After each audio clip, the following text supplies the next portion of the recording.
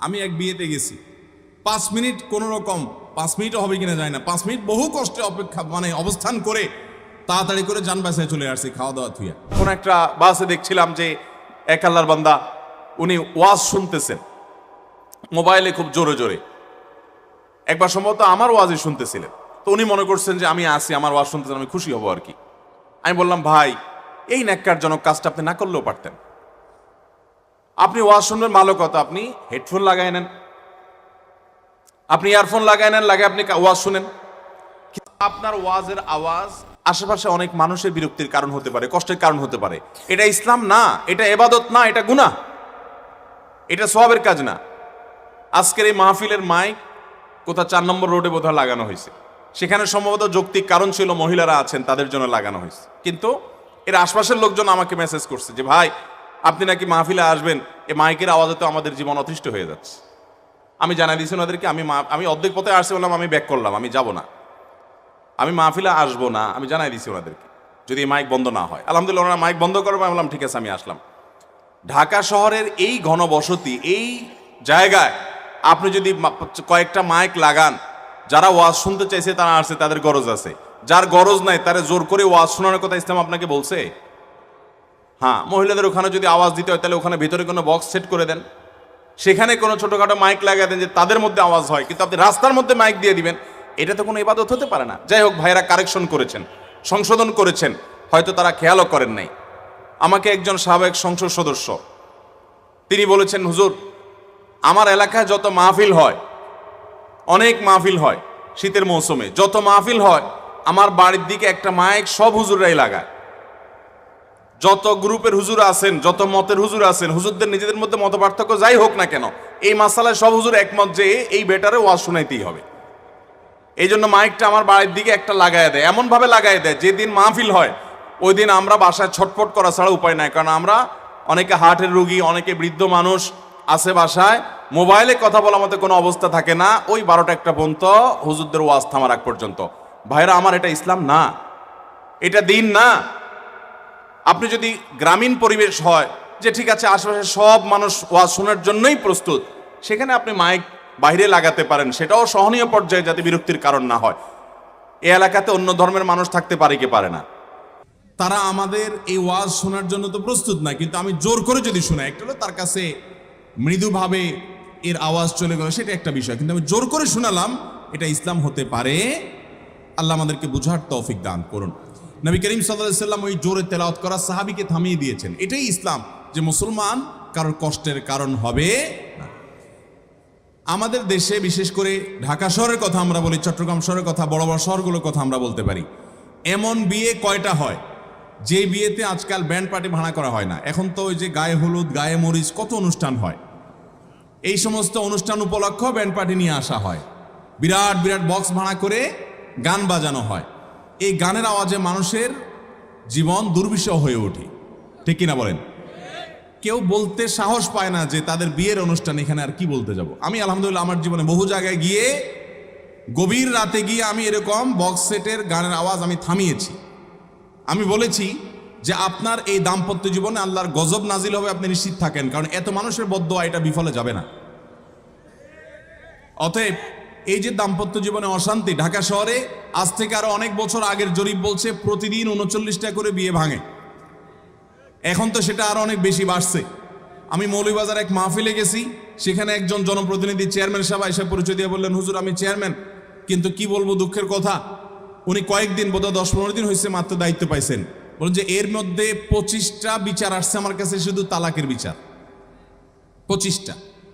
আবার এদিকে নরসিংদী এক মাহফিলে এই বছরের ঘটনা, গেলাম, চেয়ারম্যান সাহেব আমার পাশেই বসা ছিল, এ প্রসঙ্গে তালাক প্রসঙ্গে আলোচনার পর উনি বললেন, হুজুর আমি চেয়ারম্যান হওয়ার পর বিসমিল্লাহ করছি তালাকের বিচার দিয়া। বিসমিল্লাহ করছি কি দিয়া? তাহলে আমাদের দাম্পত্য সম্পর্কগুলো খুব ভালো যাচ্ছে।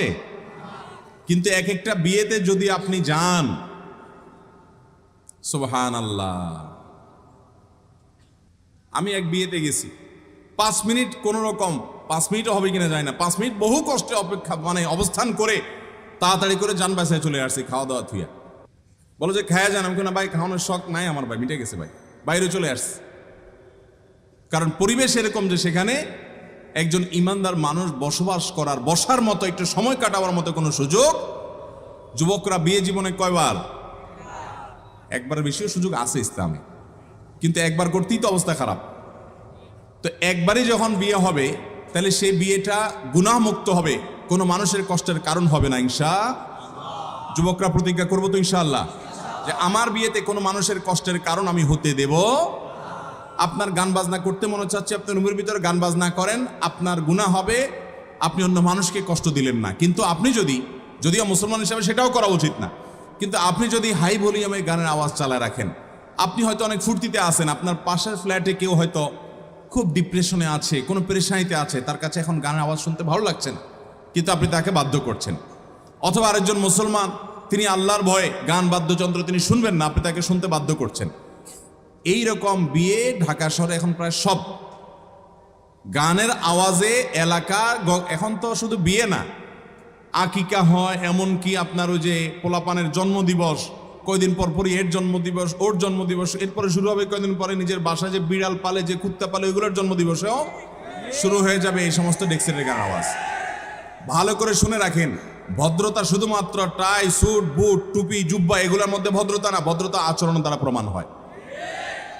যার আওয়াজ দ্বারা, আচরণ দ্বারা মানুষ কষ্ট পায়, তার চাইতে অসভ্য, তার চাইতে অভদ্র, তার চাইতে খারাপ মানুষ, তার চাইতে মানে খারাপ মুসলমান আর হতে পারে? ভাইরা আমার, আপনি একটা ফ্ল্যাটে থাকেন, আপনার ফ্ল্যাটের সামনের ফ্ল্যাটের একই ফ্লোরে সামনের ফ্ল্যাটে বসবাস করেন কোনো ফ্যামিলি, কিন্তু আপনি ময়লা আবর্জনা বাসার মধ্যে রাখতে পারছেন না। ধরেন চিংড়ি মাছ কুটছে আপনার ওয়াইফ, বা এমন কোনো মাছ কুটছে যেটা গন্ধ অনেক বেশি, আগের দিন বিকেলে মাছ আনছেন, সেই মাছ কুটে ময়লার ইয়েতে ফেলছেন, ওইটা উন্মুক্ত হওয়ার কারণে বাসায় বসবাসের উপযোগী না, বা একদিন ময়লারা আসে না, ময়লা নেয় নাই, বা আপনি ময়লা দিতে মিস করছেন, গন্ধ হয়ে গেছে। আমরা সাধারণত ধরে পলিথিনটা আইনা কমপক্ষে দরজার বাহিরে রাখি, ঠিক না বেঠিক? এখন দরজার বাইরে যে আপনি রাখলেন, যতগুলো মানুষ এই সিঁড়ি দিয়ে যাবে, যতগুলো মানুষ এই সিঁড়ি দিয়ে যাবে, সবাই যেতে যেতে নাকে হাত দেওয়া লাগবে কি লাগবে না? আপনার সামনের ফ্ল্যাটের যে বেচারারা আছে, এরা দরজা খুলেই তো লা হাওলা ওয়ালা কুওয়াতা ইল্লা বিল্লাহ পড়া লাগবে, ঠিক না ঠিক বলেন? আরেকটা বিষয় আছে, এই যে কোরবান আসতেছে সামনে, কোরবানির ঈদের পরে সুবহানাল্লাহ, কেউ কোরবানি করলে বিশেষ করে শহরে বেশি হয়, গ্রামেও আছে, ওই জায়গার আশপাশ দিয়ে আর এক সপ্তাহ পর্যন্ত যাওয়ার কোনো অবস্থা থাকে না। আজিমপুর ইরাকি মাঠের কাছে আমার শ্বশুর বাড়ি, তো ঈদ উপলক্ষে যাওয়া লাগতো প্রায়, কিন্তু এই কোরবানির ঈদের সময় ওই ইরাকি মাঠের আশেপাশে, ইরানি মাঠ, ইরাকি মাঠ যেটাই বলি, এটার আশেপাশে যাওয়া, টিকা, এটা যে কত কঠিন, এটা যে কত বড় শাস্তি। আমার মনে হয় যে কাউকে যদি ওই যে রিমান্ডে বা কোনো কারণে শাস্তি দিতে হয়, তো শাস্তি না দিয়ে ওই মাঠে নিয়ে বাঁধে তুলে হবে কোরবানিদের পরে। যে গোবরের গন্ধে আপনার বট খাইতে মনে চাইছে, মাশাআল্লাহ, বট খাওয়া হালাল, আপনার রুচিগুলো আপনি খান, কিন্তু আপনি একটা গর্ত খুঁড়ে ময়লাগুলো সেখানে ফেলে দিয়ে বটগুলো নিয়ে ধুয়ে আপনি বাসায় নিয়ে মুছে তাও দিতে দিতে খাচ্ছেন, অথচ ওইটার কারণে পরিবেশ নষ্ট হচ্ছে, মানুষ কষ্ট পাচ্ছে, দুর্গন্ধ হচ্ছে। আল্লাহর কসম, এটা কখনো ভালো মুসলমানের চরিত্র হতে। কিন্তু এই ধরনের কাজগুলো করার সময় আমাদের বিবেক বেশিরভাগ সময় কাজ করে না। ভাইরা আমার, এই জন্য আসলে আজকের মাহফিল থেকে আমরা শপথ নেই, আমাদের দ্বারা কোনো মানুষকে আমরা কষ্ট দেব না, যেন কষ্ট না হয় সে উপরে দায়িত্বশীল থাকবো, চেষ্টা করবো তো ইনশাআল্লাহ। অমুসলিমদের মধ্যে যখন এই সমস্ত গুণগুলো দেখি আমার খুব কষ্ট লাগে। পৃথিবীর বিভিন্ন দেশে আপনি যখন যাবেন, ইউরোপের অনেক দেশে আপনি যখন যাবেন, আমি টোকিওতে গিয়ে খেয়াল করেছি খুব ভালোভাবে, জাপানে বিভিন্ন শহরে যাওয়ার সুযোগ হয়েছে, কয়েকটা শহরে যাওয়ার সুযোগ হয়েছে, আমি খেয়াল করেছি যে তারা মুসলমান না, কিন্তু কথা যখন বলে, কয়েকজন মানুষ যখন থাকে, মোবাইলে কথা বলার সময় আমি অনেককে দেখেছি যে এরকম হাত দিয়া মুখে তারপরে কথা বলে, যাতে করে পাশের লোকের ডিস্টার্ব না হয়। আর আমাদের অবস্থা হলো যে বিমানে যখন আমাদের ঢাকার দিকে আসি বা ঢাকা থেকে কোনো বিমান যায়, তো 4-5 বন্ধু বান্ধব মিলা বিমানটাকে রীতিমতো গ্রামের চা দোকান বানায় ফেলায়। এমন বকবক, এমন কথা, আশপাশে মানুষের কি কষ্ট হচ্ছে, কারোর ঘুমের ক্ষতি হচ্ছে, কোনো দেখা দেখি। অনেক সময় দেখা যায় পোশাক আশাক দেখলে মনে হয় এরা শিক্ষিত, এরা কলেজ ইউনিভার্সিটিতে পড়ালেখা করেছে, শিক্ষিত মানুষ, কিন্তু 4-5 জন মিলে আড্ডা শুরু করছে, মানুষ যে আরো আছে আশেপাশে, এই হিতাহিত জ্ঞানটুকু পর্যন্ত নাই। আমরা এইভাবে দিন দিন ভয়ঙ্কর একটা জায়গায় চলে যাচ্ছি। আমাদের এই শহরটাকে যদি বসবাসযোগ্য করতে হয়, তাহলে মানুষকে কষ্ট দেওয়ার এই অপরাধ থেকে বাঁচার জন্য আমাদেরকে শপথ নিতে হবে। চেষ্টা করবো তো ইনশাআল্লাহ।